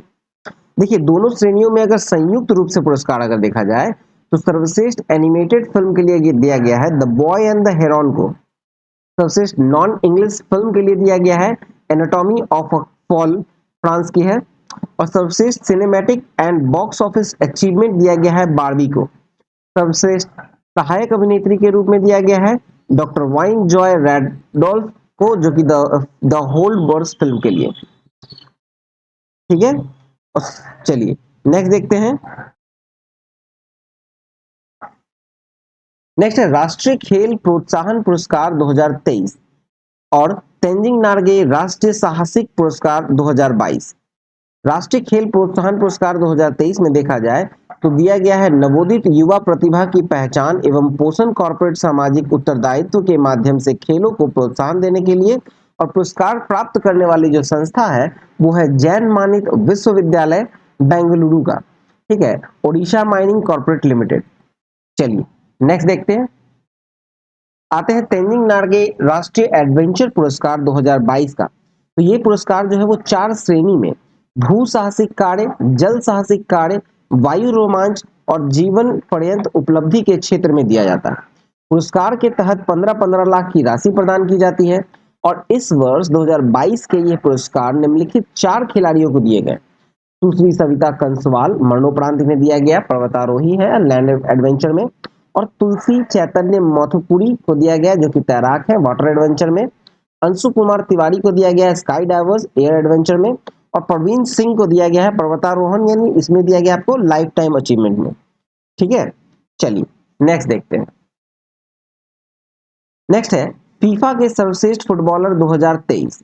तो देखा जाए तो 15 जनवरी 2024 को फीफा के वर्ष 2023 के पुरस्कारों का वितरण लंदन में किया गया। और फीफा के सर्वश्रेष्ठ फुटबॉलर पुरुष कैटेगरी में है लियोनेल मेसी। वर्तमान में ये इंटर मियामी के लिए खेलने वाले अर्जेंटीना के खिलाड़ी हैं। फीफा के सर्वश्रेष्ठ फुटबॉलर महिला में दिया गया है एतना बोनमती को, जो कि बार्सिलोना के लिए खेलने वाली स्पेनिश खिलाड़ी है। सर्वश्रेष्ठ गोलकीपर पुरुष कैटेगरी में दिया गया है एडरसन को, जो कि मैनचेस्टर सिटी के लिए खेलने वाले ब्राजील के खिलाड़ी। और सर्वश्रेष्ठ गोलकीपर महिला में दिया गया है मैरी एप्से को, जो कि मैनचेस्टर यूनाइटेड के लिए खेलने वाली इंग्लैंड की खिलाड़ी। अब देखा जाए कोच में तो सर्वश्रेष्ठ कोच दिया गया है पुरुष कैटेगरी में पेप गुआर्डियालो, जो कि मैनचेस्टर सिटी टीम के स्पेनिश कोच हैं। और महिला कैटेगरी में कोच को दिया गया है सरीना विगमैन को, जो कि इंग्लैंड की महिला टीम की डच कोच है। चलिए नेक्स्ट देखते हैं। नेक्स्ट है बीसीसीआई के क्रिकेट पुरस्कार 2019-20, 2020-21, 2021-22 और 2022-23। देखा जाए तो जनवरी 2024 को क्रिकेट के विभिन्न श्रेणियों में उत्कृष्ट प्रदर्शन के लिए भारतीय क्रिकेटरों के लिए भारतीय क्रिकेट कंट्रोल बोर्ड के पुरस्कारों का वितरण हैदराबाद में हुआ। 4 वर्ष के अंतराल के पश्चात बीसीसीआई ने पुरस्कारों का वितरण किया है। नेक्स्ट टॉपिक है बीसीसीआई के क्रिकेट पुरस्कार 2019-20, 20-21, 21-22 और 22-23। 23 जनवरी 2024 को क्रिकेट में विभिन्न श्रेणियों में उत्कृष्ट प्रदर्शन के लिए भारतीय क्रिकेटरों के लिए भारतीय क्रिकेट कंट्रोल बोर्ड यानी बीसीसीआई, ठीक है, बीसीसीआई के पुरस्कारों का वितरण हैदराबाद में हुआ। 4 वर्ष के अंतराल के पश्चात बीसीसीआई ने पुरस्कारों का वितरण किया है। देखा जाए तो पुरस्कार में देखें तो सर्वश्रेष्ठ अंतर्राष्ट्रीय क्रिकेटर पुरुष कैटेगरी में जो दिया गया है पॉली उमरीगर पुरस्कार 2019-20 के लिए दिया गया है मोहम्मद शमी को, 2020-21 के लिए दिया गया है रविचंद्रन अश्विन को, 2021-22 के लिए दिया गया है जसप्रीत बुमराह को और 2022-23 के लिए दिया गया है शुभमन गिल को। सर्वश्रेष्ठ अंतर्राष्ट्रीय क्रिकेटर महिला दीप्ति शर्मा को दिया गया है 2019-22 को, स्मृति मंधाना को 20-21 में दिया गया है और 21-22 में भी दिया गया है और फिर 22-23 में दिया गया है आपको दीप्ति शर्मा को। सर्वश्रेष्ठ अंतर्राष्ट्रीय पदार्पण पुरुष कैटेगरी में मयंक अग्रवाल को दिया गया है 2019-20 में, अक्षर पटेल को दिया गया है 20-21 में, श्रेयस अय्यर को दिया गया है 2021-22 में और यशस्वी जायसवाल को दिया गया है 2022-23 में, ठीक है। और पदार्पण अंतर्राष्ट्रीय पदार्पण महिला में देखा जाए तो प्रिया पूनिया को दिया गया था 19-20 में, 20-21 में दिया गया सफाली वर्मा को, 21-22 में दिया गया सबेनी मेघना को और 22-23 में दिया गया है अमनजोत कौर को, ठीक है। ये सारा लिस्ट आपको पीडीएफ में दे दिया गया है। चलिए नेक्स्ट देखते हैं। नेक्स्ट है अंतरराष्ट्रीय क्रिकेट परिषद के पुरस्कार 2023। तो जनवरी 2024 में दुबई स्थित अपने मुख्यालय में अंतरराष्ट्रीय क्रिकेट परिषद यानी आईसीसी ने क्रिकेट के क्षेत्र के वर्ष 2023 के अपने 19वें पुरस्कारों की घोषणा की। आईसीसी के वर्ष 2023 के प्रमुख पुरस्कारों की सूची निम्नलिखित है। पुरुष कैटेगरी में देखें तो वर्ष के सर्वश्रेष्ठ क्रिकेटर जो चुने गए हैं, जो गैरी सोबर्स ट्रॉफी दिया गया है, वो है पैट्रिक कमिंस को, जो कि ऑस्ट्रेलिया के। वर्ष के सर्वश्रेष्ठ वनडे क्रिकेटर यानी ODI cricketer of the year जो चुना गया है, वो चुना गया है विराट कोहली को, जो कि भारत के हैं। और वर्ष के सर्वश्रेष्ठ टेस्ट क्रिकेटर चुने गए हैं उस्मान ख्वाजा, ऑस्ट्रेलिया के। फिर टी20 क्रिकेटर ऑफ द ईयर दिया गया है सूर्य कुमार यादव को, जो कि भारत के हैं और ये लगातार दूसरा वर्ष इन्हें दिया गया है, ठीक है। और वर्ष के सर्वश्रेष्ठ उदीयमान खिलाड़ी यानी emerging player of the year जो दिया गया है वो रचिन रविंद्र को दिया गया है, जो कि न्यूजीलैंड के हैं। और सर्वश्रेष्ठ एसोसिएट क्रिकेटर को दिया गया है बास दी लीडे, जो कि नीदरलैंड्स के हैं। अब यही महिला कैटेगरी में देखें तो महिला क्रिकेटर ऑफ द ईयर दिया गया है रासेल हे होई लिफ्टिंग ट्रॉफी नताली स्कीवर को, जो कि इंग्लैंड के हैं और लगातार दूसरा वर्ष है। वर्ष की सर्वश्रेष्ठ ओडीआई खिलाड़ी जो है वनडे का खिलाड़ी वो है चमारी अट्टापट्टू, जो कि श्रीलंका के। वर्ष के सर्वश्रेष्ठ टी20 खिलाड़ी जो है वो है हयाली मैथ्यूज, वेस्ट इंडीज के। और वर्ष के सर्वश्रेष्ठ महिला उद्यमन खिलाड़ी जो चुने गए हैं वो है फोएबे लिचफील्ड, ऑस्ट्रेलिया के। और सर्वश्रेष्ठ एसोसिएट क्रिकेटर चुने गए हैं क्विंटर एबल, कीनिया के, ठीक है। और देखें तो अन्य पुरस्कार में देखा जाए तो सर्वश्रेष्ठ अंपायर की डेविड सेफर्ड ट्रॉफी जो है वो दिया गया है रिचर्ड इलिंगवर्थ को, जो कि इंग्लैंड के हैं और लगातार इन्हें दूसरा वर्ष ये ट्रॉफी दिया गया है। ICC spirit of the cricket पुरस्कार दिया गया है टीम जिम्बाब्वे को। चलिए नेक्स्ट देखें। नेक्स्ट है नेताजी सुभाष चंद्र बोस आपदा प्रबंधन पुरस्कार 2024। तो देखा जाए तो 2024 का जो पुरस्कार है नेताजी सुभाष चंद्र बोस आपदा प्रबंधन पुरस्कार, और ये 23 जनवरी को आपदा प्रबंधन के क्षेत्र में उत्कृष्ट कार्यों के लिए वर्ष 2024 के नेताजी सुभाष चंद्र बोस पुरस्कार की घोषणा हुई और ये गृह मंत्रालय के द्वारा की गई। संस्थागत श्रेणी में ये पुरस्कार 60 parachute field hospital Uttar Pradesh को दिया गया और इस पुरस्कार के तहत 51 लाख की राशि प्रदान की जाती है। व्यक्तिगत श्रेणी में ये 5 लाख की राशि सरकार के द्वारा प्रदान की जाती है, ठीक है। और उत्तर प्रदेश में 1942 में स्थापित ये 60 पैराशूट फील्ड हॉस्पिटल भारतीय सशस्त्र बलों का एकमात्र हवाई चिकित्सा प्रतिष्ठान है, ठीक है। और शांति और युद्ध दोनों ही समय में राष्ट्रीय और अंतर्राष्ट्रीय प्राकृतिक आपदाओं के दौरान मानवीय सहायता और आपदा राहत में यह शामिल रहा है। ठीक है। और देखा जाए तो उत्तराखंड बाढ़ 2013, नेपाल भूकंप के दौरान ऑपरेशन मैत्री हुआ 2015 में, इंडोनेशियाई सुनामी के दौरान ऑपरेशन समुद्र मैत्री हुआ 2018 में। इसके अतिरिक्त हाल ही में जो टर्की और सीरिया में फरवरी 2023 में आए जो भीषण भूकंप के दौरान ऑपरेशन दोस्त के तहत राहत एवं बचाव कार्यों में महत्वपूर्ण योगदान इनका रहा। चलिए नेक्स्ट देखते हैं। नेक्स्ट है कीर्ति चक्र एवं शौर्य चक्र 2024। तो देखा जाए तो 75वें गणतंत्र दिवस की पूर्व संध्या पर राष्ट्रपति भवन द्वारा जारी विज्ञप्ति में सेना और अन्य सशस्त्र बलों के अधिकारियों जवानों के लिए बहादुरी पुरस्कारों व अन्य सैन्य अलंकारों की सूची जारी की गई। उनमें 6 कीर्ति चक्र, 16 शौर्य चक्र शामिल हैं, जिनमें कीर्ति चक्र से सम्मानित किए जाने वाले जो बहादुर में से 3 तथा शौर्य चक्र में सम्मानितों में से 2 को यह सम्मान मरणोपरांत दिया गया। कीर्ति चक्र में देखें तो मेजर दिग्विजय सिंह रावत को दिया गया जो कि 21वीं बटालियन पैराशूट रेजिमेंट के हैं, और मेजर दीपेंद्र विक्रम 4थी बटालियन सिख रेजिमेंट के। कैप्टन अंशुमान सिंह को दिया गया मरणोपरांत 26वीं बटालियन पंजाब रेजिमेंट के, और हवलदार पवन यादव को दिया गया है 21वीं बटालियन महार रेजिमेंट के। हवलदार अब्दुल माजिद को दिया गया है मरणोपरांत दिया गया है और 9वीं बटालियन पैराशूट रेजिमेंट के हैं। सिपाही पवन कुमार को दिया गया है मरणोपरांत 55वीं बटालियन राष्ट्रीय राइफल्स के। ठीक है। अब शौर्य चक्र के बारे में देखें तो शौर्य चक्र दिया गया है मेजर मानव फ्रांसीसी को जो कि 21वीं बटालियन पैराशूट के हैं। फिर मेजर अमनदीप जाखड़ को दिया गया है। कैप्टन एमबी प्रांजल मरणोपरांत इन्हें दिया गया है। कैप्टन अक्षत उपाध्याय को दिया गया है। नायब सूबेदार बैरियर संजय कुमार और हवलदार संजय कुमार। राइफलमैन आलोक राव मरणोपरांत दिया गया है इन्हें, और पुरुषोत्तम कुमार को दिया गया है। ठीक है, सिविलियन है, सिविलियन 63वीं बटालियन राष्ट्रीय राइफल्स के हैं। ठीक है। और लेफ्टिनेंट बिमल रंजन को दिया गया है इंडियन नेवी के। Wing commander Shailesh Singh, flight lieutenant Rishikesh Jain को दिया गया है। विभोर कुमार सिंह को दिया गया है। डीएसपी मोहन लाल को दिया गया है। ASI Amit Raina, SI Feroz Ahmed, constable Varun Singh, इन सब को दिया गया है और ये जम्मू कश्मीर पुलिस से है। ठीक है। चलिए नेक्स्ट देखते हैं। नेक्स्ट टॉपिक है भारत रत्न। 23 जनवरी को राष्ट्रपति भवन में भारत रत्न से प्रदान करने की अधिसूचना जारी हुई और बिहार के पूर्व मुख्यमंत्री श्री कर्पूरी ठाकुर को मरणोपरांत और देश के पूर्व प्रधानमंत्री व भाजपा के वरिष्ठ नेता नेता श्री लाल कृष्ण आडवाणी को देश के सर्वोच्च नागरिक अलंकार भारत रत्न से सम्मानित करने की घोषणा की गई। श्री कर्पूरी ठाकुर को देश का यह सम्मान उन्हें मरणोपरांत प्रदान करने की अधिसूचना उनकी 100वीं जयंती के एक दिन पूर्व 23 जनवरी को जारी की गई। लाल कृष्ण आडवाणी को यह सम्मान प्रदान करने की अधिसूचना 3 फरवरी 2024 को ही जारी की गई। 5 वर्ष के अंतराल के पश्चात देश का यह सर्वोच्च सम्मान किसी को प्रदान किया गया है। ठीक है, किसी और देखा जाए तो कर्पूरी ठाकुर और लाल कृष्ण आडवाणी ये सम्मान पाने वाले क्रमशः 49वें और 50वें व्यक्ति हैं। ठीक है। चलिए नेक्स्ट टॉपिक देखते हैं।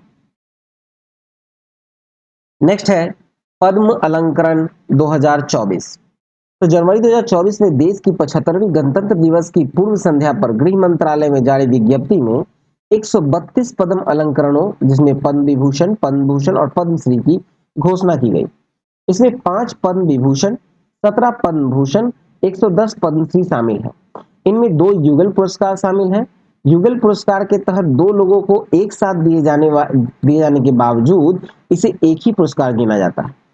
पुरस्कृतों में 30 महिलाएं, 8 विदेशी, प्रवासी भारतीय और भारतीय मूल की श्रेणी में के लोग इनमें शामिल हैं। 9 लोगों को मरणोपरांत दिया गया है।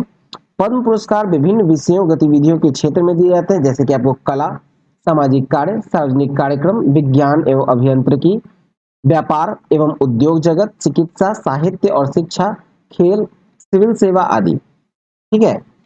और पद्म विभूषण पुरस्कार असाधारण और विशिष्ट सेवा प्रदान करने के लिए दिया जाता है। पद्म भूषण जो है वो उच्च कोटि की विशेष सेवा के लिए अलंकृत किया जाता है और पद्म श्री से किसी भी क्षेत्र में विशिष्ट सेवा के लिए सम्मानित किया जाता है। पद्म विभूषण जो है वो 5 लोगों को दिया गया है, जिसमें आप देखें तो वैजयंती माला बाली कला के क्षेत्र में दिया गया जो कि तमिलनाडु की हैं। फिर कोनिडेला चिरंजीवी कला के क्षेत्र में है, आंध्र प्रदेश के। M Venkaiah Naidu public affair से है, आंध्र प्रदेश के। बिंदेश्वर पाठक सामाजिक कार्य से हैं, बिहार के। और पद्म सुब्रमण्यम कला के क्षेत्र से हैं, तमिलनाडु के। इन्हें दिया गया है पद्म विभूषण, 5 लोगों को दिया गया है पद्म विभूषण। चलिए अब पद्म भूषण में देखें। देखिए पद्म भूषण जो है वो 17 लोगों को दिया गया। एम फातिमा बीबी पब्लिक अफेयर्स के हैं, केरल के, ठीक है। और मिथुन चक्रवर्ती को भी दिया गया है, कला के क्षेत्र में पश्चिम बंगाल के हैं, ठीक है। ये आपको लिस्ट यहाँ दिया गया है, ठीक है। और साथ ही आपको देखा जाए तो यहाँ आप अगला लिस्ट आपको है, इन सब को आपको पीडीएफ में दे दिया गया है, आप पीडीएफ डाउनलोड कर कर देख सकते हैं, ठीक है, पढ़ सकते हैं। चलिए नेक्स्ट देखते हैं। नेक्स्ट है 69वें फिल्म फेयर पुरस्कार 2024। तो 28 जनवरी 2024 को वर्ष 2023 में प्रदर्शित फिल्मों के लिए बॉलीवुड के प्रसिद्ध प्रतिष्ठित 69वें फिल्म फेयर पुरस्कारों का वितरण गुजरात में गिफ्ट सिटी में हुआ। पुरस्कारों की पूरी सूची अगर देखा जाए तो सर्वश्रेष्ठ फिल्म के लिए दिया गया है बारहवीं फेल को। निर्देशक थे विधु विनोद चोपड़ा। क्रिटिक चॉइस में देखा जाए सर्वश्रेष्ठ फिल्म तो जोराम, और निर्देशक थे देवाशीष मखीजा। फिर सर्वश्रेष्ठ निर्देशक में देखा जाए तो विधु विनोद चोपड़ा को दिया गया है बारहवीं फेल के लिए, और क्रिटिक्स चॉइस में तरुण डुडेजा को दिया गया है धक धक मूवी के लिए। सर्वश्रेष्ठ अभिनेता में देखा जाए तो फिल्म एनिमल के लिए दिया गया है रणबीर कपूर को, और क्रिटिक्स चॉइस में दिया गया है विक्रांत मैसी को बारहवीं फेल के लिए। सर्वश्रेष्ठ अभिनेत्री दिया गया है आलिया भट्ट को रॉकी और रानी की प्रेम कहानी के लिए। क्रिटिक्स चॉइस में रानी मुखर्जी को दिया गया है मिसेस चैटर्जी वर्सेस नॉर्वे के लिए, और शेफाली शाह श्री श्री ऑफ अस के लिए दिया गया है, ठीक है। सर्वश्रेष्ठ डेब्यू अभिनेता रहे आदित्य रावल फराज फिल्म के लिए। सर्वश्रेष्ठ डेब्यू अभिनेत्री रही अलीजे अग्निहोत्री पैरी के लिए। सर्वश्रेष्ठ डेब्यू डायरेक्टर रहे तरुण डुडेजा धक धक के लिए। सर्वश्रेष्ठ सहायक अभिनेता रहे विकी कौशल डुंकी के लिए, डंकी के लिए, ठीक है। और सर्वश्रेष्ठ सहायक अभिनेत्री हैं सवाना आजमी रॉकी एंड रानी की प्रेम कहानी के लिए। सर्वश्रेष्ठ संवाद इशिता मोइत्रा को दिया गया है रॉकी और रानी की प्रेम कहानी। सर्वश्रेष्ठ कहानी जो रहा वो अमित रॉय का OMG 2 का है। सर्वश्रेष्ठ कोरियोग्राफी गणेश आचार्य को दिया गया है वाइट झुमका के लिए, वॉट झुमका। और सर्वश्रेष्ठ एक्शन में दिया गया फिल्म जवान को। सर्वश्रेष्ठ संपादन दिया गया फिल्म बारहवीं फेल को, और सर्वश्रेष्ठ सिनेमेटोग्राफी दिया गया है अविनाश अरुण को, ठीक है। और लाइफ टाइम अचीवमेंट दिया गया है डेविड धवन को, ठीक है। पार्श्व गायक पुरुष में रहे हैं भूपेंद्र बब्बल। पार्श्व गायिका शिल्पा राव को दिया गया है पठान के लिए बेशरम रंग के लिए, ठीक है। चलिए नेक्स्ट देखें। अब मूव करते हैं निधन की ओर, जहां पहला है मारियो जगालो। ब्राजील के पूर्व वर्षों के जाने माने फुटबॉलर मारियो जगालो का 92 वर्ष की आयु में निधन हो गया। नेक्स्ट है फ्रांज बैकेनबॉर। जर्मनी के पूर्व वर्षों के प्रसिद्ध फुटबॉलर फ्रांज बैकेनबॉर का 78 वर्ष की आयु में निधन हो गया। नेक्स्ट है उस्ताद राशिद खान। रामपुर सहवसन घराने के शास्त्रीय संगीतकार उस्ताद राशिद खान का 55 वर्ष की आयु में कोलकाता में निधन हो गया। अगला है प्रभा अत्रे, जो कि पद्म विभूषण से सम्मानित किराना घराने की प्रसिद्ध शास्त्रीय गायिका प्रभा अत्रे का 92 वर्ष की आयु में निधन हो गया। नेक्स्ट है मुनव्वर राना। प्रसिद्ध उर्दू शायर मुनव्वर राना का 71 वर्ष की आयु में निधन हो गया। चलिए नेक्स्ट देखें। मूव करते हैं पुस्तक की ओर। पहला है टाइम स्पेंट डिस्टेंस ट्रैवल्ड। ये एक आत्मकथा है शिवराज वी पाटिल का। फिर नेक्स्ट है वाई इंडिया मैटर्स। इसके लेखक है S जयशंकर। चलिए नेक्स्ट देखें। अब आते हैं खेल कूद की ओर। पहला है दिसंबर 2023 के लिए ICC की प्लेयर ऑफ द मंथ। तो दिसंबर 2023 के लिए महिला क्रिकेटरों में प्लेयर ऑफ द मंथ दिया गया है दीप्ति शर्मा को, जो कि भारत की महिला क्रिकेट टीम की ऑलराउंडर। नेक्स्ट है भारत ऑस्ट्रेलिया महिला श्रृंखला, महिला क्रिकेट श्रृंखला है 2023-24 में देखा जाए तो 2023 दिसंबर 2023 जनवरी 2024 तक चला। एक टेस्ट मैच, 3 T20 और एक दिवसीय मैच की श्रृंखला हुई, ठीक है। 3 T20 और 3 एक दिवसीय मैच की श्रृंखला। ऑस्ट्रेलिया की महिला टीम भारत का दौरा किया था। इन तीनों ही श्रृंखलाओं में भारतीय टीम का नेतृत्व जो है वो हरमनप्रीत कौर ने किया।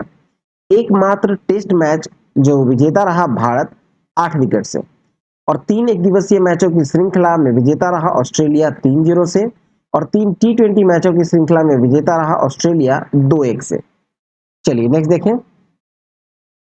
नेक्स्ट है आईसीसी की वर्ष 2023 की टीमें। तो जनवरी 2024 में बीते वर्ष 2023 के दौरान खिलाड़ियों के वर्ष भर के निष्पादन के आधार पर अंतर्राष्ट्रीय क्रिकेट परिषद ने 2023 के लिए पुरुष और महिला क्रिकेटरों की अपनी टीमों की घोषणा की।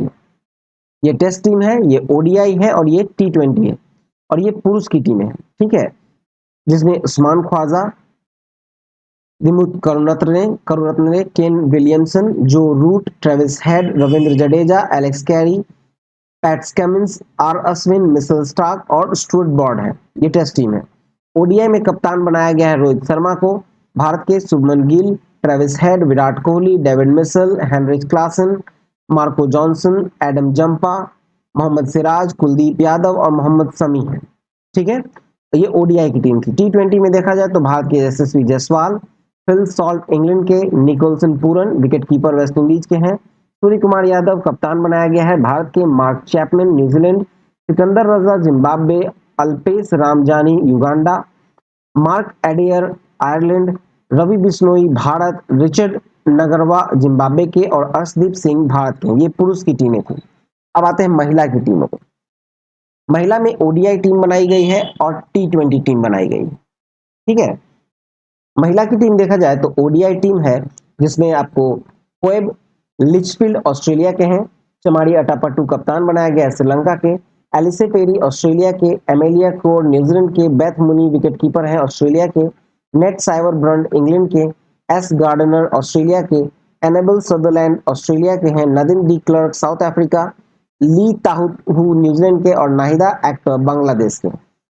अंतर्राष्ट्रीय टी20 जो टीम बनाई गई है उसमें चमारी अटापट्टू को कप्तान बनाया गया है, श्रीलंका के हैं, बेथ मुनी विकेटकीपर है ऑस्ट्रेलिया के, लोरा वोलवर्ट दक्षिण Africa, Hayley Matthews, Nat Sciver Brunt, Amelia Kerr, Ellyse Perry, Ash Gardner, Deepti Sharma एकमात्र भारतीय है। ठीक है, और सोफी एक्लस्टोन इंग्लैंड के और मैगन स्कट ऑस्ट्रेलिया के हैं। ये टी20 की टीम है। चलिए नेक्स्ट टॉपिक देखें। नेक्स्ट है भारत दक्षिण अफ्रीका श्रृंखला 2023-24। तो दिसंबर 2023 और जनवरी 2024 में दक्षिण अफ्रीका के दौरे पर 2 टेस्ट मैच और 3 एक दिवसीय और टी20 मैच खेलने के लिए भारतीय क्रिकेट टीम गई थी। ठीक है, और ओडीआई श्रृंखला विजेता रहे भारत 2-1 से। टी20 में विजेता देखा जाए तो 1-1 से बराबर पर रहा, और टेस्ट मैच की श्रृंखला इससे 2 टेस्ट मैचों की श्रृंखला 1-1 से बराबरी पर समाप्त हुई। चलिए नेक्स्ट देखें। नेक्स्ट है मलेशिया बैडमिंटन ओपन 2024। तो जनवरी 2024 में कुआलालंपुर में मलेशिया ओपन बैडमिंटन संपन्न हुआ। मलेशिया ओपन बैडमिंटन 2024 देखा जाए तो 9 से 14 जनवरी 2024 को कुआलालंपुर विजेता एवं उप विजेता अगर लिस्ट देखें हम लोग तो ये पुरुष एकल में देखा जाए तो विजेता रहे एंडर्स एंटोशन जो कि डेनमार्क के हैं, उप विजेता रहे सी यूकी चीन के, महिला एकल में विजेता रहे आन से यंग दक्षिण कोरिया के और उप विजेता रहे ताई तजुइंग चीनी ताइपे के। पुरुष युगल में जो विजेता है वो है लियांग विकिंग व वांग चैंग दोनों चीन के हैं। उप विजेता है सात्विक साईराज रंकी रेड्डी और चिराग शेट्टी दोनों भारत के हैं। महिला युगल में विजेता रहे ली शेंगशु ताननिंग दोनों चीन के। उप विजेता रहे झांगा सुकिसियान और झेंग यू दोनों चीन के। मिश्रित युगल में विजेता है युवा वातानाबे और आरिस हिंगासिनो दोनों जापान के हैं। उप विजेता है किम वोन हो और जियान ना यून दोनों दक्षिण कोरिया के हैं। नेक्स्ट है इंडिया ओपन बैडमिंटन 2024 जो कि 16 से 21 जनवरी 2024 को नई दिल्ली में हुआ। एकल पुरुष एकल में विजेता है सी यू की चीन के और उप विजेता है ली चियू ई, यह है हांगकांग के। महिला एकल में विजेता है ताई तजुइंग चीनी ताइपे के और उप विजेता है चेन यूफी चीन के। पुरुष युगल में विजेता है कांग मिन यूक और सियो सेउंग जाई दोनों दक्षिण कोरिया के हैं। उप विजेता है सात्विक साईराज रंकी रेड्डी और चिराग शेट्टी दोनों भारत के। ठीक है, चलिए नेक्स्ट देखते हैं। नेक्स्ट है यूनाइटेड कप 2024 टेनिस।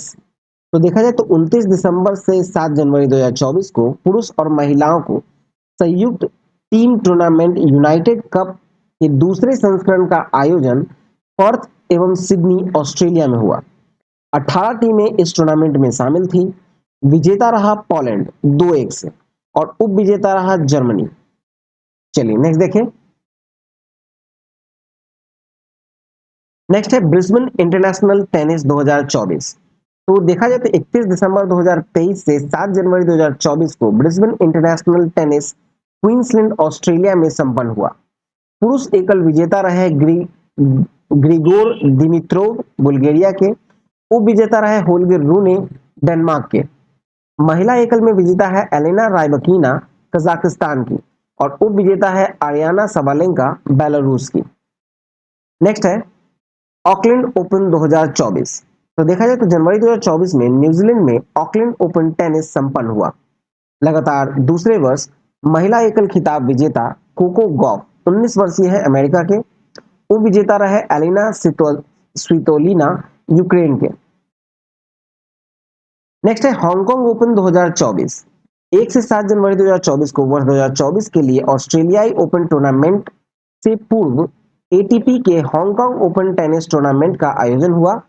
पुरुष एकल विजेता है आंद्रे रूबलेव रूस के और उप विजेता है एमिल रूसुवोडी फिनलैंड के। युगल विजेता है मार्सेलो एरबेलो अल सल्वाडोर के और मैट पेविक क्रोएशिया के। उप विजेता रहे सैंडर गिले और जोरेन विल्गेन बेल्जियम के। चलिए नेक्स्ट देखते हैं। नेक्स्ट है ऑस्ट्रेलिया ओपन टेनिस 2024। तो 14 से 28 जनवरी को वर्ष 2024 का यह पहला grand slam tennis tournament Melbourne में खेला गया।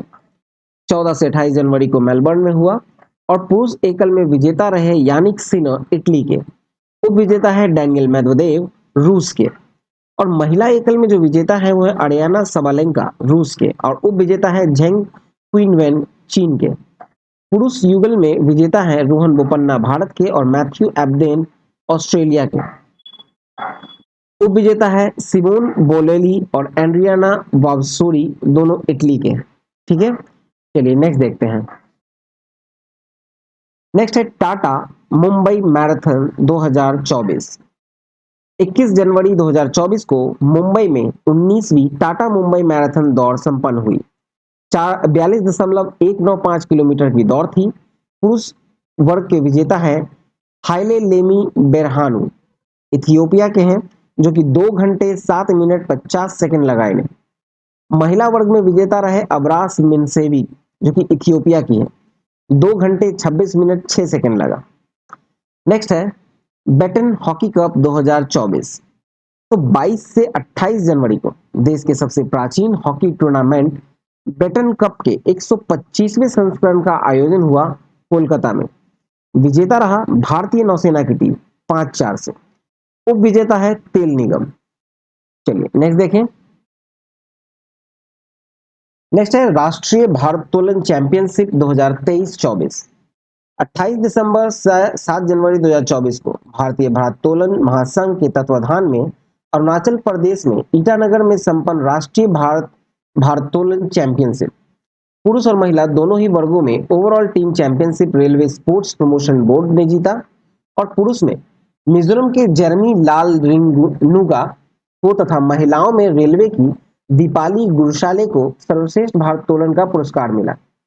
व्यक्तिगत रूप से विभिन्न श्रेणियों में प्रथम स्थान पर रहे भारोत्तोलकों के नाम देखा जाए तो पुरुष कैटेगरी में देखें तो 55 किलोग्राम में है मुकुंद अहीर रेलवे के। 61 किलोग्राम में है एम रजा रेलवे के। 67 किलोग्राम में है जेरमी लाल क्रिनिग्स मिजोरम के और 73 किलोग्राम में है एन अजीत रेलवे के। 81 किलोग्राम में है अभिषेक निपाने महाराष्ट्र के। ठीक है, और ये पूरा लिस्ट है पुरुष कैटेगरी और महिला कैटेगरी का। ठीक है, ये आपको पीडीएफ में दिया हुआ है। चलिए नेक्स्ट देखते हैं। अगला है पद्मश्री से सम्मानितों में 7 खिलाड़ी कोच। तो देखा जाए तो वर्ष 2024 में 75वें गणतंत्र दिवस के अवसर पर जिन 132 हस्तियों को पद्म पुरस्कार से सम्मानित करने की घोषणा की गई उनमें विभिन्न खेलों में से विशिष्ट उपलब्धियों वाले 7 खिलाड़ी कोच शामिल हैं। पद्मश्री से सम्मानित खिलाड़ी या कोच का देखा जाए तो पहला है आपको रोहन बोपन्ना जो कि टेनिस कैटेगरी में है, ज्योत्सना चिन्नप्पा स्क्वैश में, उदय विश्वनाथन देशपांडे मलखम्ब कोच है, Gaurav Khanna para badminton team के मुख्य कोच हैं, सत्येंद्र सिंह लोहिया पैरा तैराक है, पूर्णिमा महतो तीरंदाजी में है और हरविंदर सिंह हॉकी कोच है। ठीक है, चलिए नेक्स्ट देख। तो चलिए ये वीडियो यहाँ समाप्त हुआ। ऑनलाइन स्टडी सेंटर .in पे जाकर आप पीडीएफ सेक्शन से पीडीएफ डाउनलोड कर सकते हैं या फिर टेलीग्राम का लिंक आपको नीचे डिस्क्रिप्शन बॉक्स में दिया गया है, वहां पे भी आपको मिल जाएगा लिंक। ठीक है, और फिर आपको इंस्टाग्राम पे आप हमें फॉलो कर ले, लिंक आपको डिस्क्रिप्शन में है। वीडियो अगर अच्छा लगा हो तो प्लीज लाइक शेयर जरूर करें, सब्सक्राइब नहीं किया तो सब्सक्राइब कर ले नेक्स्ट वीडियो के लिए। मिलते हैं नेक्स्ट वीडियो में। जय हिंद, जय भारत।